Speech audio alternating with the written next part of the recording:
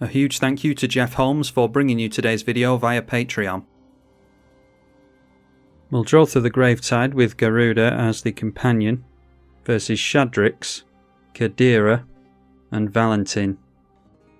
A 2-lander with some ramp. Hopefully we can get into a 3rd land for Solemn, so yeah, along with card draw and our clones, yeah, that's looking pretty good. And we do get into our 3rd land straight away, so just crack that for a Tricycle land. Kadira casts Llanowar Elves. Lightning Greaves for Shadrix. We draw into Hostage Taker, so it's just 3 visits for us this turn. Valentin passes straight through the turn, and Paradise Druid is cast by Kadira. Then pecks Shadrix for 1 with the Elves. Shadrix playing a Tymna the Weaver now, and that will obviously have access to the Lightning Greaves. Tymna swings in at us for 2. Okay, in Mana Drain for us, that is the only counterspell in the whole deck, so we might be glad that we just drew into that. Yeah, it's just the Solemn Simulacrum this turn. Valentin deciding to cycle a Barrier Breach, and then going through to his 3rd turn, hopefully got into a land. Made a 3rd land and casts a Nissa Voice of Zendikar. Ivy Lane Denizen for Kadira. Shadrix throwing down a Goldmere, followed by an Executioner's Capsule. Lightning Greaves goes over to the Goldmere so that they can tap that down for mana straight away. And cracking the Executioner's Capsule, they obviously fancy their odds of getting into this again pretty quickly. And then Tymna ignoring the Nissa and going straight through to the Valentin player, so I dare say that they might be trying to encourage us to swing in at the Nissa, so that opens up a path for their Tymna, which I'm not looking to do. Okay, we draw into another clone in Mirror Hall Mimic. So, do we go for Clever Impersonator and go for a Lightning Greaves with that, or maybe we could clone a Solemn Simulacrum to get into our 6th land? Maybe just holding up the Memory Deluge would be the thing to do. So I'll leave the Nissa alone and not fall for the Tymna's plans. Valentin playing down a Lotus Veil, so that will fix the colours over there. And tapping that down, and it is Lisette instead that comes down. Then making a Nissa Voice of Zendikar, so it looks like it's a token-based deck that has some life gain shenanigans in it, and they want to buff their army with plus counters and trample. And another commander coming into play now, Kadira this time. And that will trigger the Ivy Lane Denizen, so putting a plus counter on the commander. More the Skyclaves coming down after that, and it will be attached to a creature automatically. So throwing that onto the commander. Might be worth looking at a Hostage Taker. Then the 2-3 swings in towards us. Just let that through and probably block the Tymna if it swings in towards us. 3 commanders in a row here, so yeah, if we're getting into the realms of board wipes, I don't want to use the Mana Drain just yet. It won't fix any of our issues here really, because we're facing down 3 commanders at the moment. So Shadrix now with Shroud and Haste, and it triggers at the beginning of the turn. Shadrix draws a card and gives the Kadira player a token, which probably not a good idea, giving a Kadira player a token. And that's why there's been a deal struck here, so Tymna is going to swing over here without being blocked, and the Shadrix, okay, going in at the Lisetta player, or Lisette I should say. Once again, it's noteworthy that the Nissa is being ignored by the Shadrix. 2 opponents dealt combat damage here, so Tymna going to lose 2 life and draw 2 cards. Takes us through to the end step. That will allow us to cast Memory Deluge. Just hoping that we get into some mana here. Okay, Panharmonicon and the Woodland Cemetery are good, I think, so that will hopefully allow us to mill this at some point and put it in our bin ready for reanimation. So Panharmonicon and the Woodland Cemetery into our hand. Shadrix deciding to get rid of a Spirited Companion. Okay, drew into a Polluted Delta, so maybe we set up with Panharmonicon, and then that will still allow us to hold up the Mana Drain. So another plant token from Nissa, and yeah, a couple of turns away from minusing down on that. Not going to have too many lands in play, thankfully. Gaining a life from the Radiant Fountain, so could pay 1 into this and put plus counter on everything. And looks like they are deciding to do that.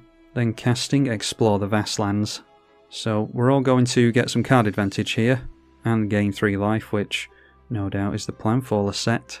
Okay, so it's between Rishkar's Expertise, Planar Incision, and the Hagra Mauling for us. Might just go for the Planar Incision actually, because I'm not sure we're going to use the Mana Drain.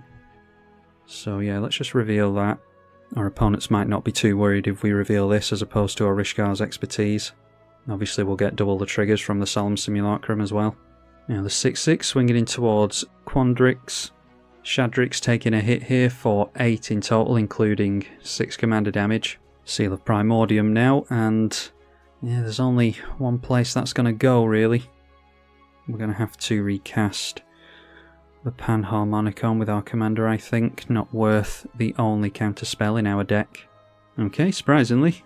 Glad I didn't waste the counter magic now. Lightning Greaves is getting blown up by that instead.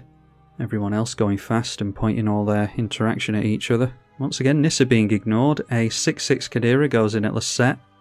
And still only with one token. The Inkling token swings in over there as well. So just making one Rabbit token. Blackblade Reforged now, so we're going to have to start worrying about commander damage from the Shadrix player. That bumps up to an 8/11 with Flying and Double Strike. So if they swing in at us with this thing, then it might have to be a Hostage Taker on there. Giving a card draw to the Lisette player and putting a plus counter on all their stuff, so a 9/12 Double Striker now. Alright, and swinging in at Lisette with the Shadrix. So they go down to commander damage. That was a pretty quick game for them. And following that up with Sword of the Animist to do some ramping with the commander. So speaking of ramp, I think we need to go for the Solemn Simulacrum. Priority being held up by the Celestia player, but allowing the Solemn Simulacrum and the double triggers to enter. Okay, and a Greater Good now, which is obviously a means of card draw when we eventually start to cheat all the big stuff in.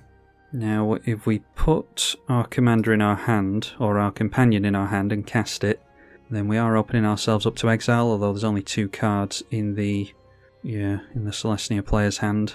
Maybe we're just best slow rolling for now.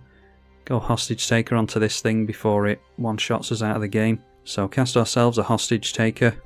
And as tempted as I am to get rid of Sword of the Animist, I think it might have to be the Blackblade Reforged, to be honest. So get rid of the commander with the first trigger.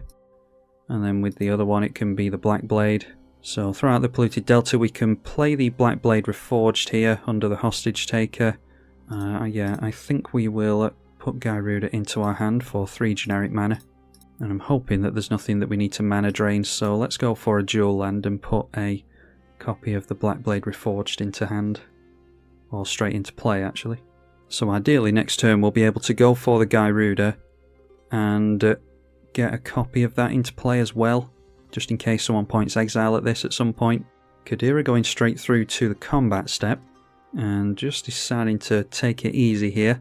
Yeah, I think I definitely would have tried to shove some damage through with the Kadira. It does have trample. Could have doubled up on rabbits there.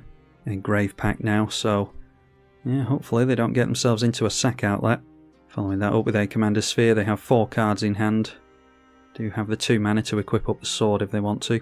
And they do, that goes on to the Tymna.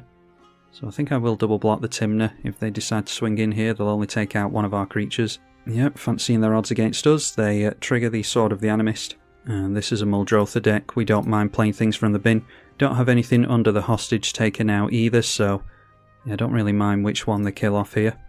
Deciding to go for the Solemn Simulacrum, so that will trigger the Grave Pact. We'll all have to sacrifice a creature. We will draw a card to the Solemn, and we'll have to sack the Hostage Taker anyway. Drew into a Satyr Wayfinder. Llanowar Elves goes down for the Celestia player. Okay, drawing into Lord of the Forsaken.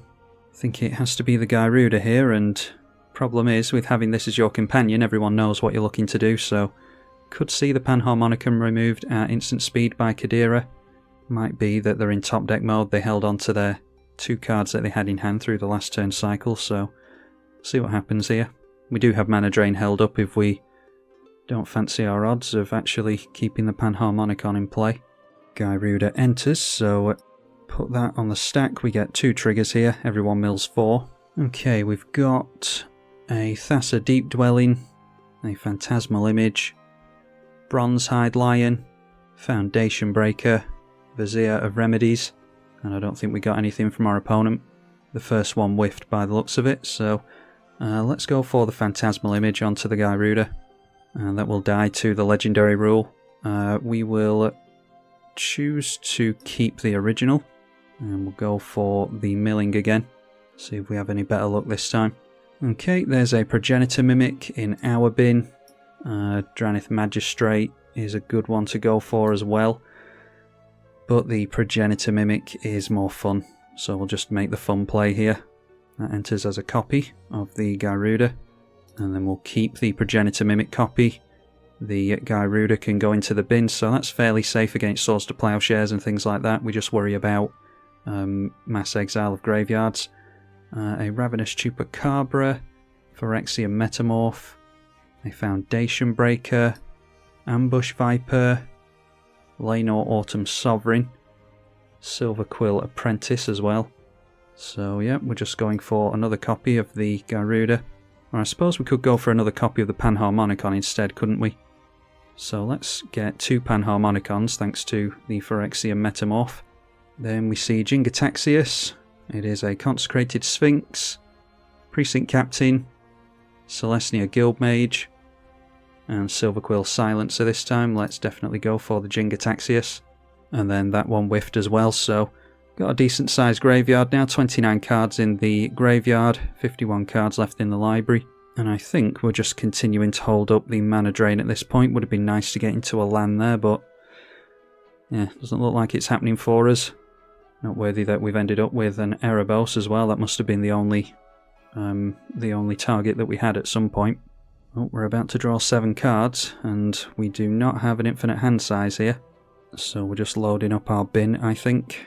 Deciding to throw in the bin a Deep Analysis, the Woodfall Primus, Vorinclex, Satyr Wayfinder, and we can disturb out the Ghastly Mimicry. Ixalan's Binding now from the Celestia player. So I'm guessing that that's going on the Jingataxius. We will likely win the game here if our opponents can't get into any cards and they have to discard their entire hand.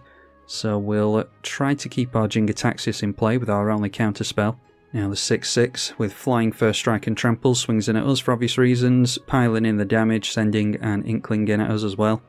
So maybe have to go for Clever Impersonator onto the Maul of the Skyclaves. A Rumour Gatherer from Shadrix. Following that up with a Welcoming Vampire. I would think that they would cast those the other way around, but maybe they've got a means of casting another small creature into the Welcoming Vampire. They get a Scry from the Rumour Gatherer regardless. So they might be able to draw 2 cards here if they get a small creature out. That is a no mercy. So not going to be able to deal damage to our opponent here. We're best getting some creatures into play as soon as we can so that we can hopefully play around that Grave Pact. So we make a copy of the Garuda at the beginning of the upkeep because it is a Progenitor Mimic, which makes a hell of a lot of triggers here. We choose to keep the original Progenitor Mimic, of course, and we get 3 triggers.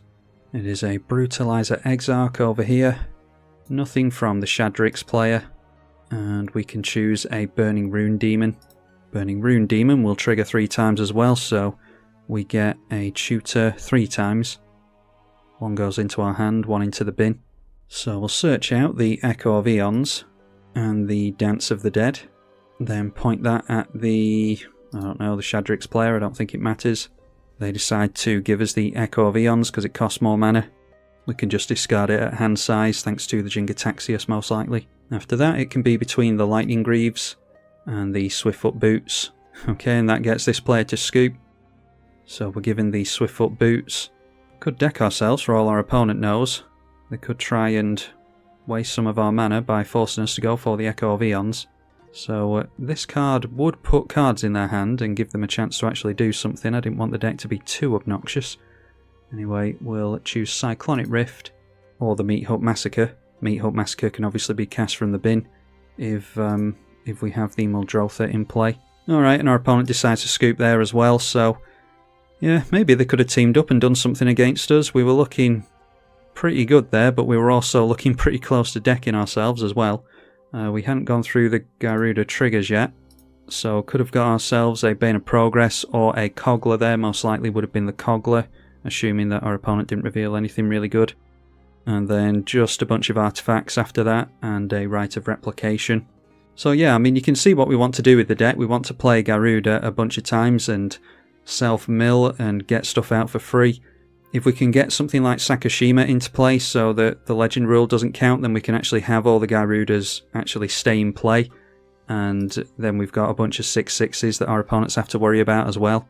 Probably would have gone for my commander there, and then played the Mana Crypt out of the bin, and gone for playing the Echo of Eons because we were dangerously close to decking ourselves there with only it would have been about 20 cards left in the library, and that would have opened the game up to have our opponents actually do something during their turn, but they didn't stick around long enough to find that out, unfortunately. So let me know if you want to see more from this Muldrotha Gyruda list. Hopefully you all enjoyed it. Massive thank you to the patrons as ever. I'm Tribalkai. Thank you for watching.